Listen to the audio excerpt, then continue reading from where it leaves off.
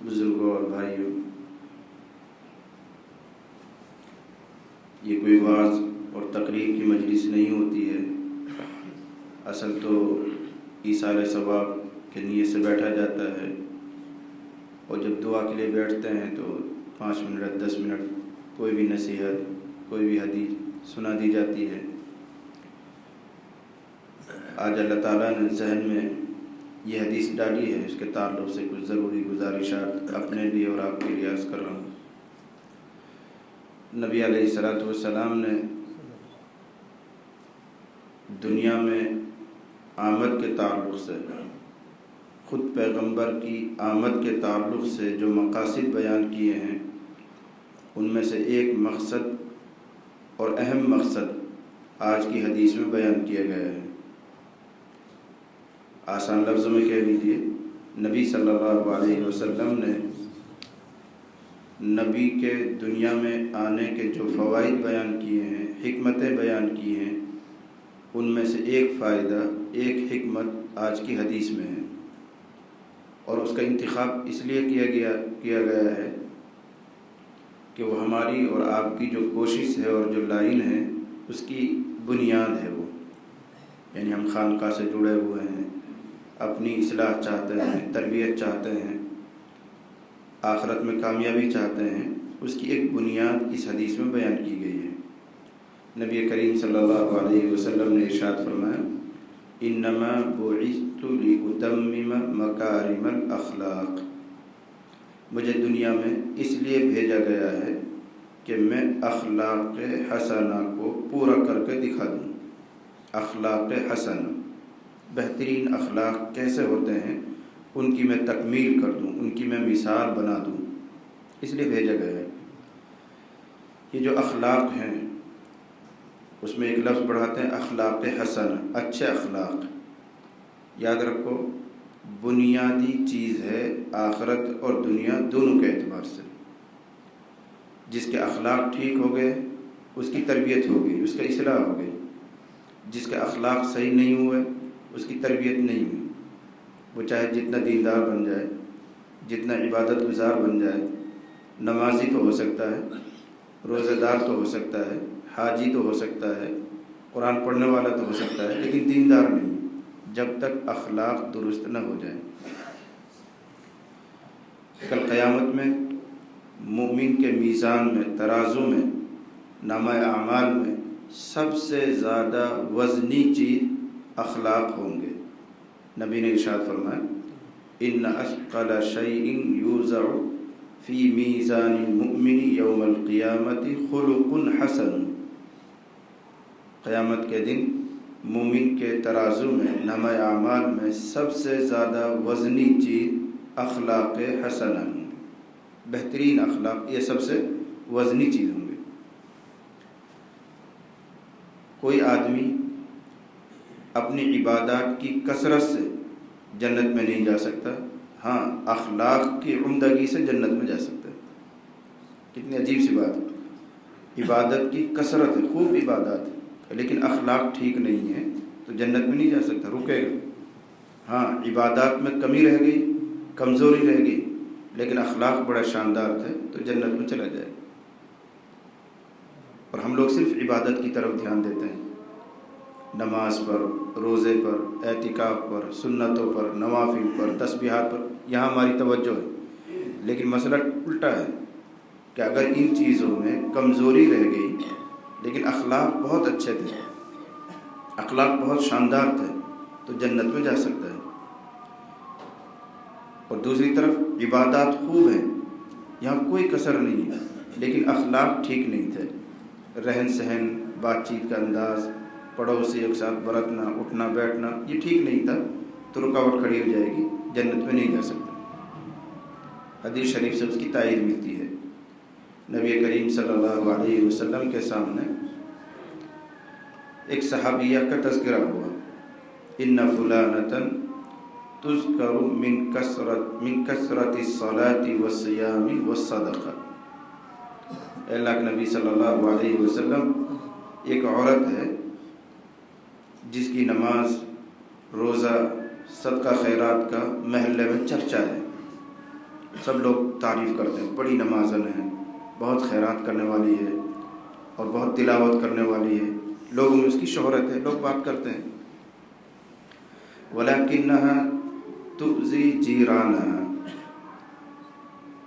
لیکن اے اللہ کے نبی ان تمام خیر اور خوبیوں کے ساتھ ایک کمی ہے کہ وہ اپنی پڑوسن کو تکلیف پہنچاتی ہے۔ زبان ٹھیک نہیں ہے، اخلاق اچھے نہیں ہیں، پڑوسی کے ساتھ رہن سہن ٹھیک نہیں ہے۔ ادھر تو عبادات بہت ہیں، من کثرت الصلاۃ والصیام والصدقہ، بہت نماز، بہت روزے، بہت صدقہ خیرات کا چرچا ہوتا ہے، لیکن اے اللہ کے نبی زبان ٹھیک نہیں ہے، اخلاق اچھے نہیں ہیں، رہن سہن عمدہ نہیں ہے، پڑوسی پریشان رہتے ہیں، یہ بات ہے اس میں۔ تو آپ نے فرمایا انہا فی النار، انہا فی النار، وہ دوزخ میں جائے گی۔ اب ایک طرف تو آپ غور کرو، صحابہ میں اس کی نمازوں کا چرچا ہے، بڑی نماز پڑھنے والی، روزوں کا چرچا ہے، صدقہ خیرات کا تذکرہ ہے، لیکن ایک بات ہے کہ اخلاق اچھے نہیں ہیں۔ تو آپ نے نہیں دیکھا کہ نبی نے یہ فرما دیا کوئی بات نہیں، کام چل جائے گا۔ بہت نماز، بہت صدقہ اور خیرات کے باوجود حضور کیا فرما رہے ہیں؟ جہنم میں۔ انہا فی النار، انہا میں عربی زبان کے اعتبار سے حصر پایا جا رہا ہے، تاکید پائی جا رہی ہے، بلا شک اور شبہ کہ وہ جہنم میں، حضور یہ فرما رہے ہیں، کوئی شک ہی نہیں۔ دوسری طرف کسی صحابیہ کا تذکرہ ہے، تذکر من قلت الصلاۃ والصیام والصدقہ، اللہ کے نبی فلاں عورت ہے، اس کی نماز، صدقہ خیرات بہت نہیں ہے، لوگوں میں چرچا ہے کہ بہت کم نماز پڑھتی ہے، بہت کم صدقہ دیتی ہے، بہت کم روزہ رکھتی ہے، لوگوں میں یہ تذکرہ ہے۔ اس کا تذکرہ یہ ہے کہ بہت زیادہ نماز روزے والی ہے، اس کا چرچا یہ ہے کہ کم نماز، کم صدقہ، کم خیرات والی ہے۔ کم نماز، کم صدقے کا مطلب یہ کہ صرف فرائض ادا کرتی ہے، نوافل کی طرف بہت زیادہ دھیان نہیں ہے۔ رمضان کے روزے رکھ لیے، باقی 11 مہینے تک کوئی نفلی روزہ نہیں، 5 وقت کی فرض نماز پڑھ لی، اس کے بعد نوافل، اشراق، اوابین، تہجد اور فلاں، یہ سب نہیں اس کی زندگی میں۔ زکوٰۃ ادا کر دی، اس کے بعد کوئی بہت زیادہ خرچیلا مزاج اس کا نہیں، یہ مطلب ہے کم کا۔ تو ایسی عورت ہے جس کا یوں تذکرہ چلتا رہتا ہے۔ وَلَكِنَّهَا، یہاں بھی وہی اپر میواتی زبان میں، لیکن اے اللہ کے نبی اس کے پڑوسی اس سے بہت خوش ہیں، بڑی تعریفیں کرتے رہتے ہیں، چاہے نماز کم، روزے کم، صدقہ خیرات کم، لیکن زبان کی بہت اچھی، رہن سہن اس کے پڑوسیوں کے ساتھ بڑا شاندار ہے، سب مطمئن ہیں، پڑوسی اس کی تعریف کرتے ہیں۔ آپ نے ارشاد فرمایا انہا فی الجنہ، بلا شک اور شبہ کہ وہ جنتی ہے، بلا شک اور شبہ کہ وہ جنتی ہے۔ بہت نماز نہیں، بہت صدقہ نہیں، بہت خیرات نہیں، بہت تلاوت نہیں، تذکیر اور ذکر نہیں، لیکن اخلاق بڑے اچھے ہیں، کوئی اس سے پریشان نہیں ہے، سب تعریف کرتے ہیں۔ تو اللہ کے نبی صلی اللہ علیہ وسلم فرمایا بلا شک اور شبہ کے جنت میں۔ ان دو حدیثوں کو ملا کر میں وہ بات کہہ رہا ہوں کہ عبادات میں چاہے کمی رہ گئی ہو، لیکن اخلاق اگر عمدہ ہیں تو جنت مل رہی ہے۔ عبادات کا ڈھیر لگا دیجئے، اخلاق آپ کے کمزور ہیں تو پھر دشواری کھڑی ہو رہی ہے۔ حدیث یہ سمجھا رہی ہے، تو اسی کا نام اصلاح ہے کہ آدمی کے اخلاق، برتاؤ، رہن سہن درست ہو جائے، ٹھیک ہو جائے، اور اس کی ایک ہی بنیاد ہے کہ آدمی یہ طے کر لے کہ میں اپنی زبان، ہاتھ، پاؤں، کسی عمل سے کسی جاندار کو تکلیف نہیں دوں گا، بس یہ معیار ہے۔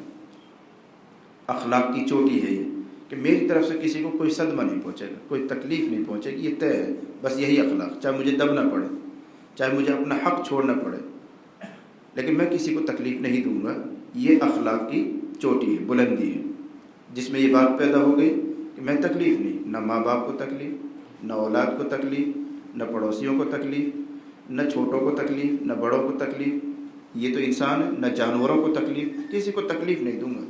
اگر یہ مزاج بن گیا تو اصلاح ہو گئی، تربیت ہو گئی۔ تربیت صرف اس کا نام نہیں ہے کہ آدمی تسبیحات کا پابند ہو جائے، نماز کا بڑا پابند ہو جائے، تلاوت کا اہتمام اس کی طبیعت میں آ جائے، ویسے وہ تکلیف دیتا رہتا ہے، کسی کی بھی برائی کر دیتا ہے، کسی کو برملا ذلیل کر دیتا ہے، کسی کی بھی تحقیر کر دیتا ہے۔ اللہ کی قسم یہ دیندار نہیں، دھوکے میں، دھوکے میں۔ کیوں؟ دو باتیں بہت بنیاد سے سمجھ لینا. یہ جو عبادات ہیں، نماز، روزہ، صدقہ، ذکر، تسبیحات، یہ اللہ کا حق ہے. یہ اللہ کا حق ہے. اللہ بے نیاز ہے، ان میں کچھ کمی رہ جائے کبھی بھی معاف کر سکتا ہے. یہ اللہ کا حق ہے. اور یہ جو انسان ہے یہ اللہ کا کنبہ ہے. انسان جو ہے یہ اللہ کا کنبہ ہے، بلکہ ساری مخلوق ہی اللہ کا کنبہ ہے. لیکن اس کنبے میں سب سے زیادہ محترم اور قابل عزت انسان ہے. الخلق عیال اللہ، یہ حدیث ہے. الخلق عیال اللہ، ساری مخلوق اللہ کا کنبہ ہے. چاہے وہ چرندے ہوں، پرندے ہوں، انسان ہوں، کوئی بھی ہوں، سب مخلوق ہیں، وہ اللہ کا کنبہ ہے. لیکن کنبہ میں بھی درجہ رہتا ہے. اس کنبے میں سب سے زیادہ محترم انسان ہے. پھر آگے حدیث میں ہے فَأَحَبُّ الْخَلْقِ إِلَى اللَّهِ، اللہ کے نزدیک مخلوق میں سب سے محبوب وہ ہے جو اس کے کنبے کے ساتھ پیار سے پیش آتا ہو. کنبے سے پیار سے پیش آتا ہو، وہ اللہ کے نزدیک محبوب ہے. بالکل بدیہی چیز ہے، ہم مثالوں سے اس کو سمجھ سکتے ہیں کہ ایک آدمی وہ ہے جو آپ کی اولاد سے محبت کرتا ہے، کبھی آپ سے ملاقات نہیں کرتا، آپ سے جھجکتا رہتا ہے، دور رہتا ہے. آپ سے جھجکتا ہے، وہ آپ کا احترام کرتا ہے، دور رہتا ہے. لیکن آپ کے علم میں یہ بات ہے کہ وہ آپ کی اولاد سے بہت اچھا برتاؤ کرتا ہے، چھوٹے بچوں کو شفقت کرتا ہے، بڑوں کے ساتھ اس کا اخلاق اور رویہ بہت اچھا ہے. آپ کے علم میں یہ بات آ رہی ہے تو آپ کو آٹومیٹک اس سے محبت ہو جاتی ہے. بھئی میری اولاد کا خیال کرتا ہے، میرے بچوں پہ مشفق ہے، مہربان ہے. یہ سمجھانے کے لیے ایک مثال ہے. یہ انسان اللہ کا کنبہ ہے.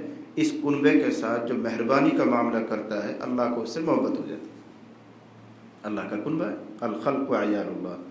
اس لیے یاد رکھو کہ تربیت اور اصلاح کا معیار ہے اخلاق کا درست ہو جانا. اور اخلاق کی چوٹی ہے یہ طے کر لینا کہ کسی بندے کو، کسی بندی کو، بلکہ کسی مخلوق کو میں تکلیف نہیں دوں گا. یہ اخلاق کی چوٹی، یہ معیار ہے. تب جا کے آدمی کے نامہ اعمال میں یہ چھوٹے چھوٹے سے عمدہ اخلاق وزنی بنتے ہیں. وزنی بنتے. دیکھو میں ایک اور بات آپ کو سمجھاؤں. یہ جو انسان جن کے درمیان ہم رہتے ہیں یہ اللہ کی طرف سے زمین پر چھوڑے ہوئے ہماری کامیابی اور ناکامیابی کے گواہ ہیں. ہماری کامیابی اور ناکامیابی کے گواہ ہیں یہ انسان جتنے بھی جن کے درمیان ہم رہتے ہیں.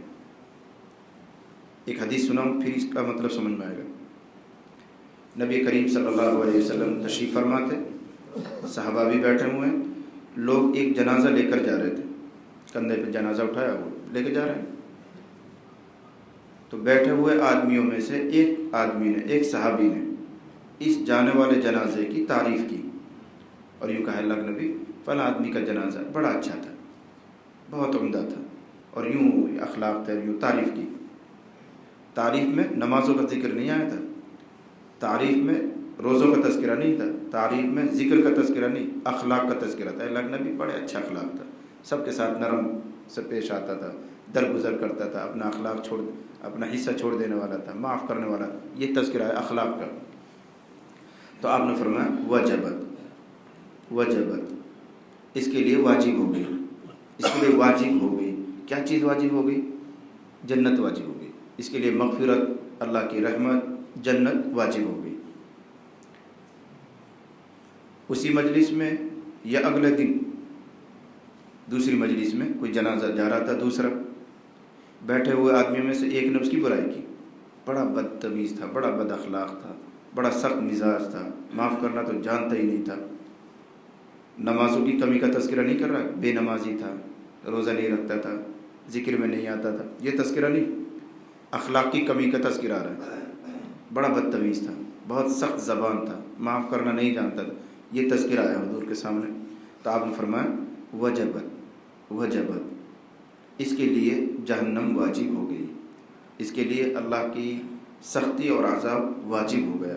یوں فرمایا. یہ دو واقعے ہوئے. پھر فرمایا جو جملہ مجھے سنانا، انتم شہداء اللہ فی الارض، انتم شہداء اللہ فی الارض، اے لوگو تم زمین پر اللہ کے گواہ ہو.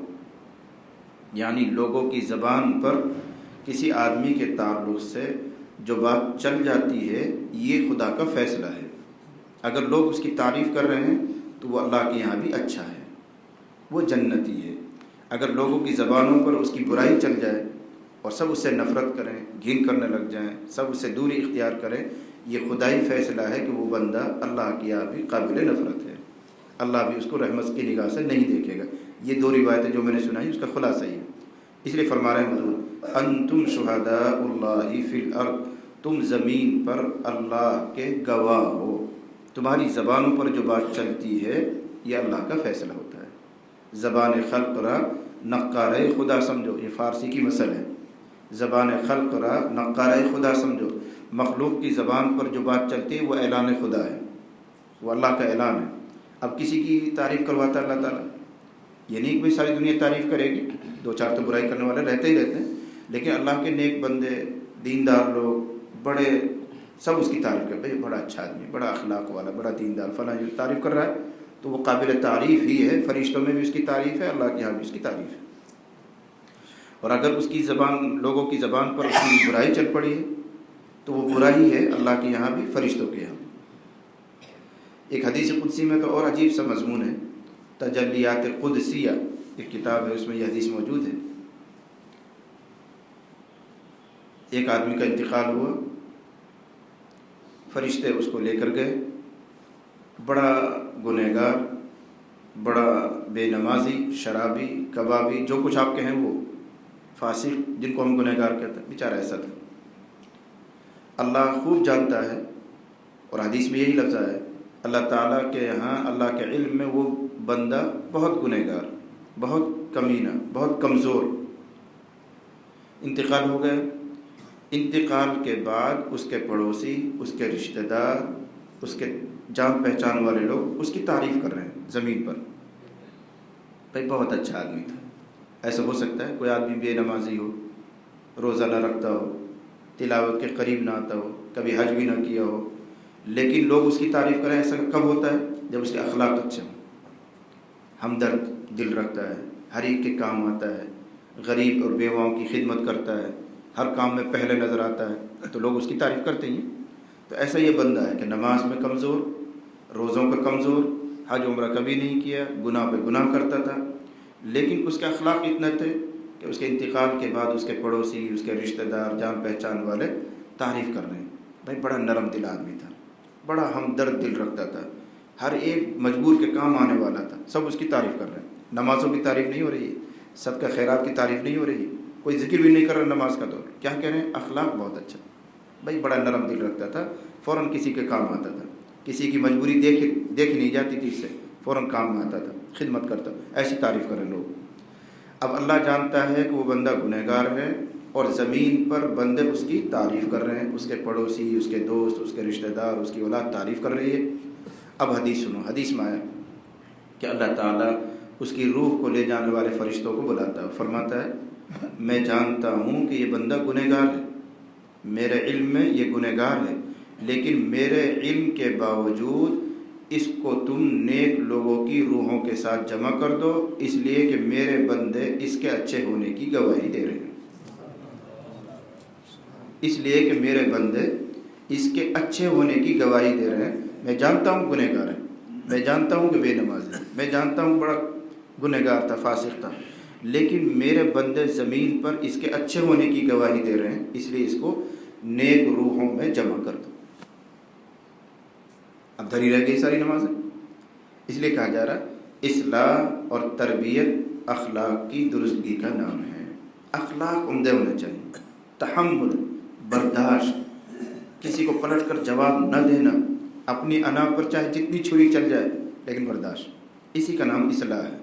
ہم لوگوں کو پتہ نہیں تربیت اور اصلاح اور بزرگی یا تصوف کس بلا کا نام سمجھ لیا کہ آسمان پہ اڑنے والے بن جائیں، 100 رکعت نفل پڑھنے والے بن جائیں، اور سب تسبیح ہر وقت گھونٹنے والے بن جائیں۔ یہ تو سب زوائد چیزیں ہیں، اور اخلاق یہ فرائض میں سے ہیں، اخلاق فرائض میں سے، ان چیزوں کا فرق محسوس کرنا چاہیے۔ اخلاق یہ فرائض میں سے ہیں، تسبیحات، نمازیں، نفل پڑھنا اور تلاوت کرنا، یہ سب تو نوافل ہیں، کریں گے تو آپ کا واہ واہ، نہیں کریں گے تو اللہ کے یہاں مجرم نہیں ہے۔ بہت نفل نہیں پڑھتے تھے، بہت تلاوت نہیں کرتے تھے، بہت ذکر نہیں کرتے تھے، ہاں اخلاق بہرحال فرائض میں سے ہیں، تو ان چیزوں کا فرق ہوتا ہے۔ اس لیے میرے بھائیو اس طرف توجہ فرمائیں کہ ہمارے اخلاق کیسے ہیں۔ کسی کے ساتھ رہنا، سہنا، اس کے ساتھ بات کرنا، حقوق کی ادائیگی، معاملات، معاشرت، یہ کیسے ہیں؟ اگر سنت کے موافق ہیں تو ہماری اصلاح ہے۔ ہم نرم مزاج ہو گئے، درگزر کرنا جانتے ہیں، ہماری اصلاح ہوگی۔ یہ درگزری تو بہت ہی عمدہ چیز ہے، بہت ہی شاندار چیز ہے۔ میں ایک بات کہا کرتا ہوں، اور وہ بھی قرآن اور حدیث کی روشنی میں، اور میں نے اپنے ساتھیوں سے تو بہت مرتبہ کہا ہے کہ اگر کوئی یہ چاہتا ہے کہ کل قیامت میں ہمارے ساتھ معافی کا، درگزر کا، چشم پوشی کا بے حساب معاملہ ہو جائے، اگر کوئی یہ چاہتا ہے تو قرآن اور حدیث ہمیں یہ تعلیم دیتی ہے کہ تم اللہ کے بندوں کے ساتھ ایسے بن جاؤ، تم ایسا بن جاؤ کہ تمہاری طبیعت بن جائے معاف کرنا، تمہاری طبیعت بن جائے درگزر کرنا، تمہاری طبیعت بن جائے کسی کو بہت زیادہ سختی نہ کرنا، حساب میں مضبوط سختی نہ برتنا، یہ تمہاری طبیعت بن جائے، تو اس کے جواب میں اللہ تعالیٰ تمہارے ساتھ ایسا ہی کرنے والا ہے۔ یہ طے شدہ بات ہے، یہ طے شدہ بات ہے۔ بزرگوں نے یہاں تک فرمایا اگر تم یہ جاننا چاہتے ہو کہ تمہارے ساتھ کل قیامت میں کیا ہونے والا ہے تو بس یہ دیکھ لو کہ تم اللہ کے بندوں کے ساتھ کیا کر رہے ہو۔ تمہارا معاملہ بندوں کے ساتھ رحم کا ہے، معافی کا ہے، درگزر کا ہے، تو یقینی بات ہے کہ اللہ تعالیٰ کا معاملہ تمہارے ساتھ درگزری کا ہوگا، رحم کا ہوگا، معافی کا ہوگا۔ حدیث میں ارحموا من فی الارض یرحمکم من فی السماء، بہت مشہور روایت ہے۔ تم زمین والوں پر رحم کرو، آسمان والا تم پر رحم کرے گا۔ بہت مرتبہ سنی ہوگی تم نے حدیث، زمین والوں پر رحم کرو، آسمان والا تم پر رحم کرے گا۔ الا تحبون ان یغفر اللہ لکم، قرآن بھی کہہ رہا ہے کیا تمہیں یہ بات پسند نہیں آتی کہ اللہ تمہیں معاف کر دے؟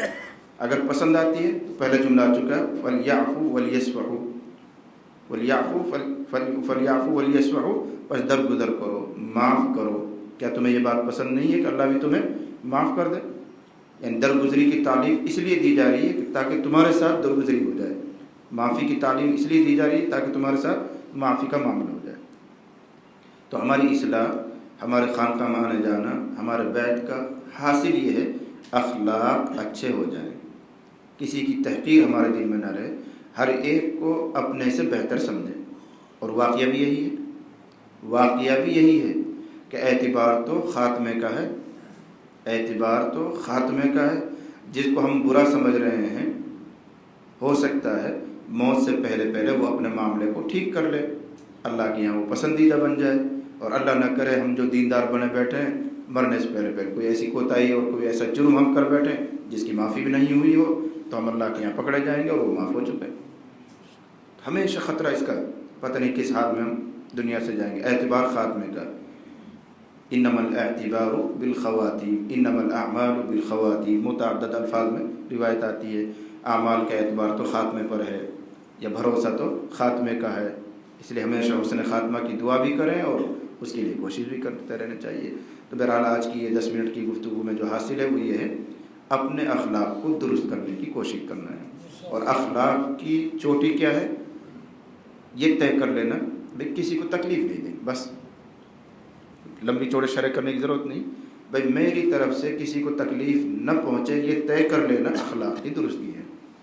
اب اس میں بہت کچھ آ چکا ہے، نہ آپ جانوروں کو تکلیف دیں گے، نہ انسانوں کو تکلیف دیں گے، نہ ماں باپ کو پریشان کریں گے، نہ پڑوسیوں کو تنگ کریں گے، یہ معیار ہے کہ بھائی ایذا نہیں، تکلیف نہیں، بے ضرر ہو جاؤ، اللہ تعالیٰ تمہارے ساتھ ضرر کا معاملہ نہیں کرے گا۔ اگر لوگوں کو تکلیف پہنچاؤ گے، ضرر پہنچاؤ گے تو اللہ تعالیٰ کی طرف سے ایسا ہی ہونے والا ہے۔